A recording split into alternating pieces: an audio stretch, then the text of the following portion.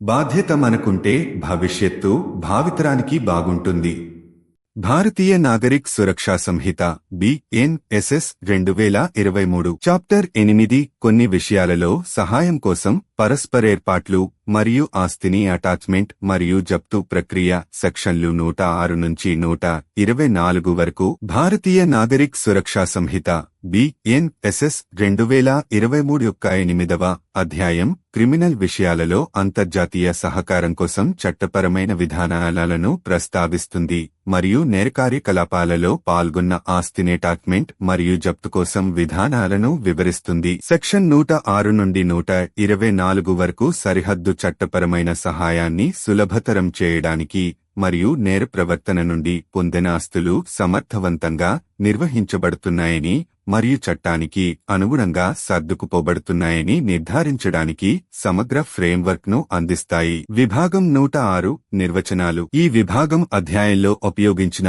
పరస్పర ఏర్పాట్లు, అటాచ్మెంట్, జప్తు మరియు ఆస్తి వంటి కీలక పదాలకు నిర్వచనాలను అందిస్తుంది. ఈ నిర్వచనాలు నిబంధనలపై స్పష్టత మరియు ఏకరీతి అవగాహనను నిర్ధారిస్తాయి, వాటి సరైనమ్మలును సులభతరం చేస్తాయి. సెక్షన్ 107 ప్రక్రియలకు సంబంధించి పరస్పర ఏర్పాట్లు. సెక్షన్ 107 నేర విషయాలలో పరస్పర న్యాయ సహాయం కోసం విదేశీ దేశాలతో పరస్పరేర్పాట్లను ఏర్పాటు చేసే విధానాన్ని వివరిస్తుంది. సరిహద్దుల వెంబడి క్రిమినల్ కేసుల దర్యాప్తు, ప్రాసిక్యూషన్ మరియు తీర్పులో సహకారాన్ని నిర్ధారించడం ద్వారా ఇతర దేశాలతో ఒప్పందాలను కుదుర్చుకోవడానికి ఇది కేంద్ర ప్రభుత్వానికి అధికారం ఇస్తుంది. అంతర్జాతీయ నేరాలను సమర్థవంతంగా పరిష్కరించేందుకు ఈ విభాగం కీలకం. సెక్షన్ 108 భారతదేశం వెలుపల ఒక దేశం లేదా ప్రదేశంలో దర్యాప్తు కోసం కాంపిటెంట్ అథారిటీకి అభ్యర్థన లేఖ. ఈ సెక్షన్ భారతీయ న్యాయస్థానాలను క్రిమినల్ విషయాలను దర్యాప్తు చేయడంలో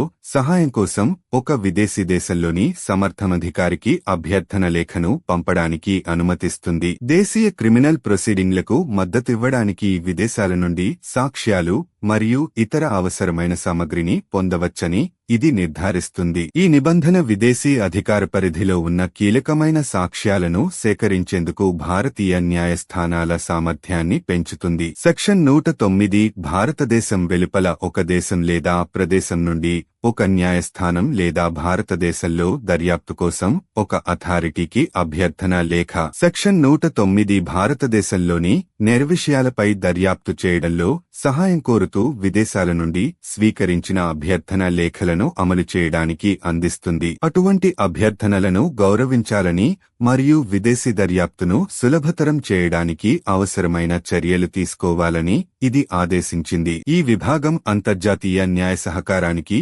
భారతదేశ నిబద్ధతను బలపరుస్తుంది. సెక్షన్ 110 వ్యక్తుల బదిలీని సురక్షితం చేయడంలో సహాయం. ఈ విభాగం దర్యాప్తు, విచారణ లేదా ఇతర న్యాయపరమైన విచారణల నిమిత్తం భారతదేశం మరియు విదేశీ దేశాల మధ్య సాక్షులు మరియు అనుమానితులతో సహా వ్యక్తుల బదిలీని సురక్షితం చేసే విధానాలను వివరిస్తుంది. అంతర్జాతీయ నేరన్యాయం యొక్క ప్రభావాన్ని పెంపొందించడం ద్వారా వివిధ అధికార పరిధిలో చట్టపరమైన ప్రక్రియల కోసం వ్యక్తులను అందుబాటులో ఉంచవచ్చని ఇది నిర్ధారిస్తుంది. సెక్షన్ 111 అటాచ్మెంట్ ఆర్డర్లకు సంబంధించి లేదా ఆస్తిని జప్తు చేయడంలో సహాయం. సెక్షన్ 111 భారతీయ మరియు విదేశీ న్యాయస్థానాలు జారీ చేసిన ఆస్తుల జోడింపు లేదా జప్తు ఉత్తర్వులను పరస్పరం అమలు చేయడానికి అందిస్తుంది. నేర కార్యకలాపాల నుండి పొందిన ఆస్తులు వాటి స్థానంతో సంబంధం లేకుండా సురక్షితంగా మరియు సర్దుకుపోబడవచ్చని ఇది నిర్ధారిస్తుంది. మనీ లాండరింగ్ మరియు ఉగ్రవాదానికి ఫైనాన్సింగ్ ను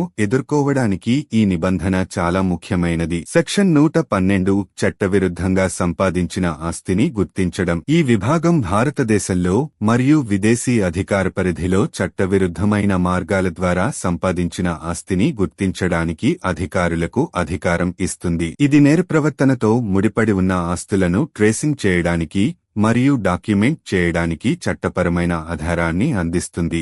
వాటి తదుపరి అటాచ్మెంట్ లేదా జప్తును సులభతరం చేస్తుంది. సెక్షన్ 113 ఆస్తిని స్వాధీనం చేసుకోవడం లేదా అటాచ్మెంట్ చేయడం. సెక్షన్ 113 క్రిమినల్ యాక్టివిటీతో సంబంధం ఉన్నట్లు అనుమానించబడిన ఆస్తిని స్వాధీనం చేసుకోవడం లేదా అటాచ్మెంట్ చేసే విధానాలను వివరిస్తుంది. అటువంటి ఆస్తులు వాటి వెదజల్లడం లేదా దాచడాన్ని నిరోధించడానికి చట్టపరమైన చర్యల కోసం వాటి విలువను సంరక్షించడానికి తక్షణమే భద్రపరచబడిందని ఇది నిర్ధారిస్తుంది. సెక్షన్ 114 స్వాధీనం చేసుకున్న లేదా జప్తు చేయబడిన ఆస్తుల నిర్వహణ. స్వాధీనం చేసుకున్న లేదా జప్తు చేయబడిన ఆస్తుల సరైన నిర్వహణ కోసం యంత్రాంగాల ఏర్పాటును ఈ విభాగం తప్పనిసరి చేస్తుంది. అటువంటి ఆస్తులు వాటి విలువ మరియు ప్రయోజనాన్ని నిలుపుకునేలా చూసుకోవడానికి, వాటిని నిర్వహించడం, రక్షించడం మరియు అవసరమైతే వాటిని పరవేయడం వంటి నిబంధనలను కలిగి ఉంటుంది. సెక్షన్ 115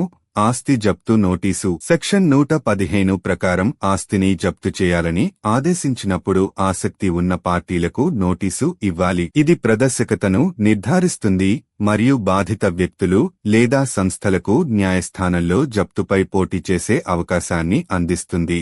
వారి చట్టపరమైన హక్కులను పరిరక్షిస్తుంది. సెక్షన్ 116 కొన్ని సందర్భాల్లో ఆస్తిని జప్తు చేయడం తీవ్రవాదం, మాదక ద్రవ్యాల అక్రమ రవాణా మరియు వ్యవస్థీకృత నేరాలు వంటి తీవ్రమైన నేరాలకు పాల్పడిన ఆస్తులతో సహా ఆస్తులను జప్తు చేసే పరిస్థితులను ఈ విభాగం నిర్దేశిస్తుంది. ఇది నేరస్తుల అక్రమ సంపాదనను కోల్పోవడానికి చట్టపరమైన ఫ్రేమ్వర్క్ ను అందిస్తుంది. సెక్షన్ 117 జప్తుకు బదులుగా జరిమానా. సెక్షన్ 117 ఆస్తిని గుర్తించడం లేదా స్వాధీనం చేసుకోవడం సాధ్యం కానట్లయితే జప్తు చేయబడే ఆస్తి విలువకు సమానమైన జరిమానా విధించడానికి కోర్టులను అనుమతిస్తుంది. భౌతిక ఆస్తులు తిరిగి పొందలేనప్పటికీ నేరస్థులు ఆర్థిక జరిమానాల నుండి తప్పించుకోలేరని ఇది నిర్ధారిస్తుంది. సెక్షన్ 118 కొన్ని బదిలీలు శూన్యం మరియు శూన్యం. అటాచ్మెంట్ లేదా జప్తు నుండి తప్పించుకోవడానికి ఉద్దేశించిన ఏదైనా ఆస్తి బదిలీ శూన్యం మరియు శూన్యమని ఈ విభాగం ప్రకటించింది. ఇది వారి ఆస్తులను స్వాధీనం చేసుకునే ముందు వాటిని పరవేయడం ద్వారా చట్టపరమైన ప్రక్రియలను తప్పించుకోకుండా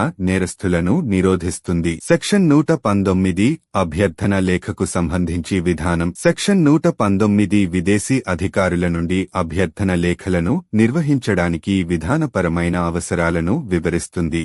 అవి సమర్థవంతంగా మరియు భారతీయ చట్టానికి అనుగుణంగా ప్రాసెస్ చేయబడతాయని నిర్ధారిస్తుంది. అటువంటి అభ్యర్థనల యొక్క ప్రామాణికత మరియు ఔచిత్యాన్ని ధృవీకరించడానికి ఇది నిబంధనలను కలిగి ఉంటుంది. విభాగం 120 ఈ అధ్యాయం యొక్క అప్లికేషన్. ఈ విభాగం ఈ అధ్యాయంలోని నిబంధనల కోసం దరఖాస్తు యొక్క పరిధిని స్పష్టం చేస్తుంది. అవి పరస్పర ఏర్పాట్లు మరియు ఆస్తి జోడింపు లేదా జప్తుతో కూడిన అన్ని సంబంధిత చట్టపరమైన సందర్భాలకు వర్తిస్తాయని నిర్ధారిస్తుంది. సెక్షన్ 121 కోర్టు యొక్క స్వాభావిక అధికారాలను ఆదా చేయడం. సెక్షన్ 121 ఈ అధ్యాయంలోని నిబంధనల ద్వారా స్పష్టంగా కవర్ చేయకపోయినా న్యాయం జరిగేలా నిర్ధారించడానికి అవసరమైన ఏవైనా ఆదేశాలు చేయడానికి కోర్టు యొక్క స్వాభావిక అధికారాలను సంరక్షిస్తుంది. ఇది ప్రత్యేకమైన లేదా ఊహించలేని పరిస్థితులను పరిష్కరించడంలో న్యాయ విచక్షణ మరియు సౌలభ్యాన్ని నిర్ధారిస్తుంది. Section 122 appeal. ఈ విభాగం అటాచ్మెంట్ లేదా ఆస్తి జప్తునకు సంబంధించిన నిర్ణయాలను అప్పీల్ చేసే హక్కును అందిస్తుంది. అటువంటి ఆదేశాలను సవాలు చేయడానికి బాధిత పార్టీలకు చట్టపరమైన సహాయం ఉందని నిర్ధారిస్తుంది. సెక్షన్ 123 నిబంధనలను రూపొందించే అధికారం. సెక్షన్ 123 ఈ అధ్యాయం యొక్క నిబంధనలను అమలు చేయడానికి నియమాలను రూపొందించడానికి కేంద్ర ప్రభుత్వానికి అధికారం ఇస్తుంది. అవసరమైన విధంగా వివరణాత్మక విధానాలు మరియు మార్గదర్శకాలను ఏర్పాటు చేయవచ్చని నిర్ధారిస్తుంది. సెక్షన్ 124 మంచి విశ్వాసంతో తీసుకున్న చర్యల రక్షణ. చివరి విభాగం సెక్షన్ 124 ఈ అధ్యాయంలోని నిబంధనల ప్రకారం చిత్తశుద్ధితో తీసుకున్న చర్యలకు చట్టపరమైన రక్షణను అందిస్తుంది. చట్టం పరిధిలో పనిచేసే వ్యక్తులు మరియు అధికారులు చట్టపరమైన బాధ్యత నుండి రక్షించబడతారని ఇది నిర్ధారిస్తుంది. సారాంశం. BNSS 2023 యొక్క 8వ అధ్యాయం 2023 క్రిమినల్ విషయాలలో అంతర్జాతీయ సహకారం మరియు నేర కార్యకలాపాలతో ముడిపడి ఉన్న ఆస్తి నిర్వహణ కోసం ఒక బలమైన చట్టపరమైన ఫ్రేమ్వర్క్ ను ఏర్పాటు చేసింది. పరస్పర న్యాయ సహాయం, అటాచ్మెంట్ మరియు ఆస్తిని జప్తు చేయడం కోసం విధానాలను వివరించడం ద్వారా ఈ అధ్యాయం నేర ప్రవర్తన నుండి పొందిన ఆస్తులను సమర్థవంతంగా, సురక్షితంగా మరియు పారవేయవచ్చని నిర్ధారిస్తుంది. ఇది నేరం మరియు తీవ్రవాదానికి వ్యతిరేకంగా ప్రపంచ పోరాటానికి మద్దతునిస్తూ విదేశీ అధికార పరిధితో సహకరించడానికి భారతీయ అధికారుల సామర్థ్యాన్ని పెంచుతుంది. వివరణాత్మక నిబంధనలు మరియు రక్షణల ద్వారా ఈ అధ్యాయం వ్యక్తిగత హక్కుల రక్షణతో సమర్థవంతమైన చట్టమలు అవసరాన్ని సమతుల్యం చేస్తుంది. సమాచారంతో ఉండండి, సౌకర్యంతో జీవించండి.